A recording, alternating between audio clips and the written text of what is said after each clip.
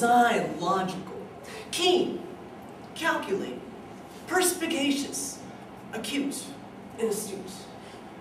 I was all of these. My brain was as powerful as a dynamo, as precise as a chemist's scales, as penetrating as a scalpel. Ah! And to think of it, I was only 18. Love is a Fallacy by Max Schulman. It is not often that one so young has such a giant intellect. Take, for example, P.D. Bellows, my roommate. Same age, same background, but dumb as an ox. A nice enough fellow, you understand. But nothing upstairs. One afternoon, I found P.D. lying on his bed with an expression of such distress on his face that I immediately diagnosed appendicitis. Don't move! Don't take a laxative! I'll get the doctor! Raccoon! Raccoon? I want a raccoon coat! I perceived that his trouble was not physical. No. But mental. I should have known it! I should have known they'd come back! Like a fool, I spent all my money for textbooks, and now I can't get a raccoon coat! Can you mean that people are actually wearing raccoon coats again? All the big men on campus are wearing them. Where have you been? In the library. A place not frequented by big men on campus. I've got to have a raccoon coat. I've just got to. Petey, why? Look at it rationally. Raccoon coats are unsanitary. They shed, they smell bad, they weigh too much, they're unsightly. You don't understand. It's the thing to do. Don't you want to be in the swim? No. Well, I do.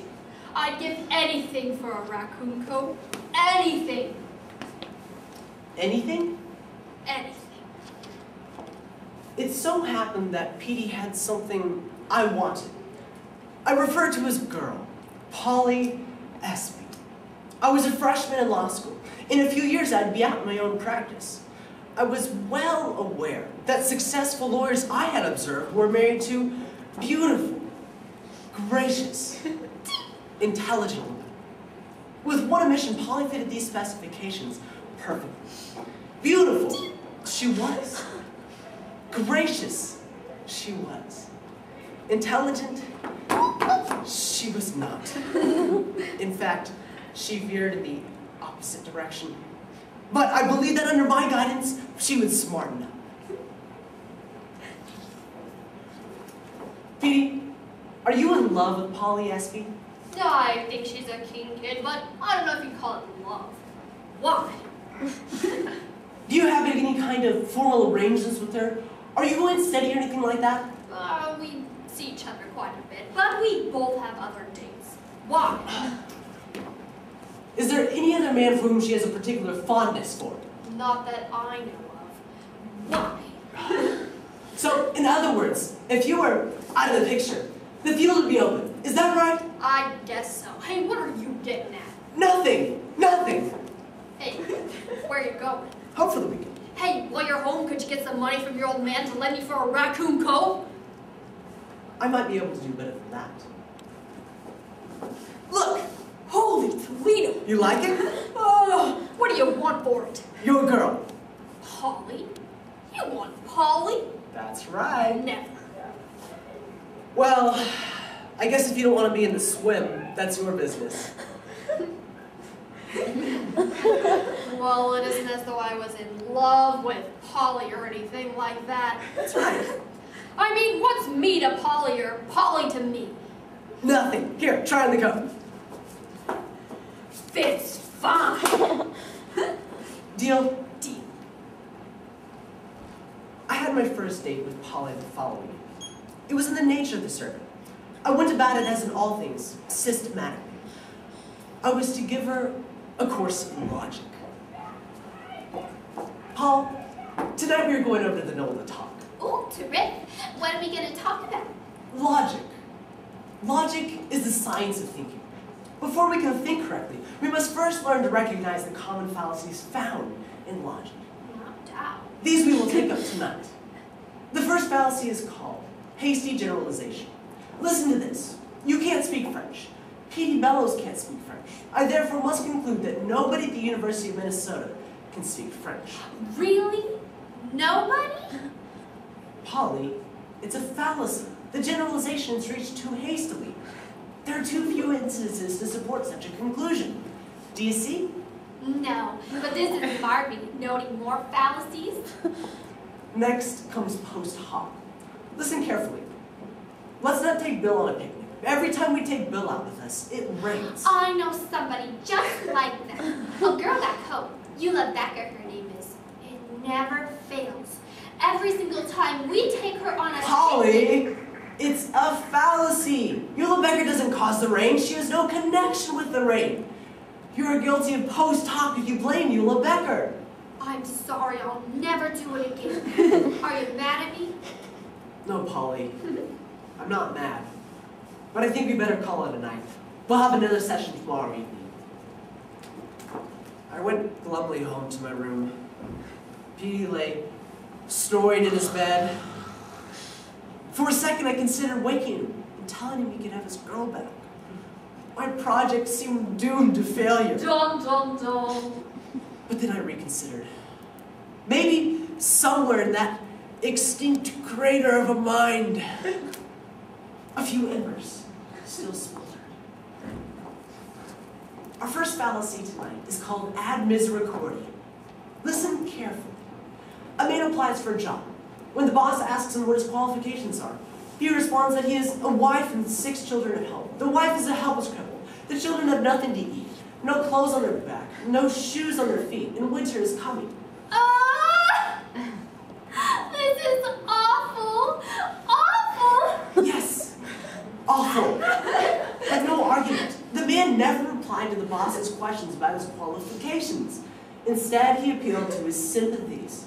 He committed the fallacy of ad misericordiam. Do you see? No. Nuts. One more chance, I decided. There is a limit to what flesh and blood can bear. Our next fallacy is called poisoning the well. Ooh, cute. Listen carefully. 2 men are having a debate. The first one gets up and says, "My opponent is a notorious liar. You've got to listen to a word he was going to say." Now, Polly, think hard. What's wrong? It's not fair.